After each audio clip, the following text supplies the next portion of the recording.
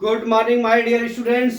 आज मैं आपको क्लास 8 मैथ का लेसन 9.3 क्षेत्रमिति मेंसुरेशन का क्वेश्चन नंबर 8 लेके आया हूं एग्जाम्पल का। इसमें क्या दिया है, एक ऐसे घनाभ की ऊंचाई ज्ञात कीजिए जिसका आयतन 275 सेंटीमीटर क्यूब है और आधार का क्षेत्रफल 25 सेंटीमीटर स्क्वायर है। ठीक है, तो हमारा घनाभ है, तो यहां लिखते हैं घनाभ का आयतन बराबर क्या होता है हमारा, यहां लिखिए घनाभ का आयतन बराबर क्या होता है, आधार का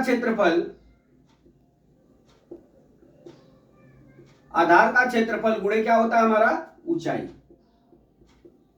क्या होती है, ऊंचाई होती है। अब यहां पे आप देख लीजिए हमारे सवाल में क्या क्या दिया हुआ है। हमारे सवाल में दिया हुआ है कि जिसका आयतन, अब हमारा घनाभ का आयतन कितना दिया है, यहां लिख लीजिए घनाभ का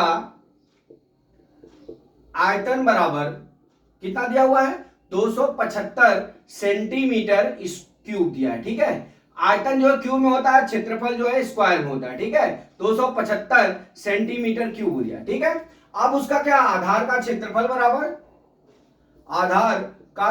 बराबर कितना दिया हुआ है, 25 सेंटीमीटर स्क्वायर दिया है। ठीक है, अब हमको क्या ज्ञात करना है, हमको ऊंचाई ज्ञात करना है। तो हमारा ये घनाभ का आयतन बराबर आधार का क्षेत्रफल गुणे ऊंचाई होता है, ये सूत्र होता है। अब इस सूत्र में हमें इसका जो है मान रख लेते हैं, तो लिखते हैं यहां पे घनाभ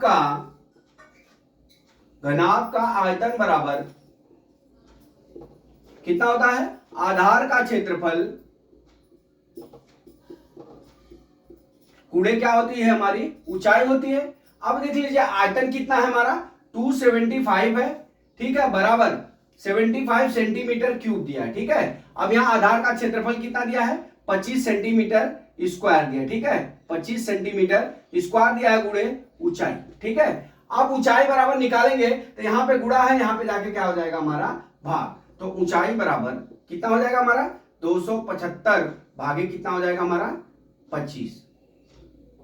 ठीक है, 25 ये हमारी ऊंचाई होगी। अब देख लीजिए काट लीजिए, यहां पे सेंटीमीटर क्यूब था, यहां पे बटा सेंटीमीटर स्क्वायर था, तो क्या बच जाएगा, खाली सेंटीमीटर बचेगा। तो यहां पे क्या हो जाएगा 25 एकम 25 बराबर ऊंचाई बराबर कितना हो गया हमारा, ऊंचाई बराबर 11 सेंटीमीटर आ गया। कितना आ गया ऊंचाई, 11 सेंटीमीटर। दोस्तों तो इस तरह से अपने को ये सवाल को हल करना है, कुछ याद नहीं, अपने को खाली सूत्र का ध्यान रखना है और हमको जो है इसमें मान को प्रतिस्थापित कर देना है, तो हमारा जो है वो ऊंचाई ज्ञात हो जाएगा।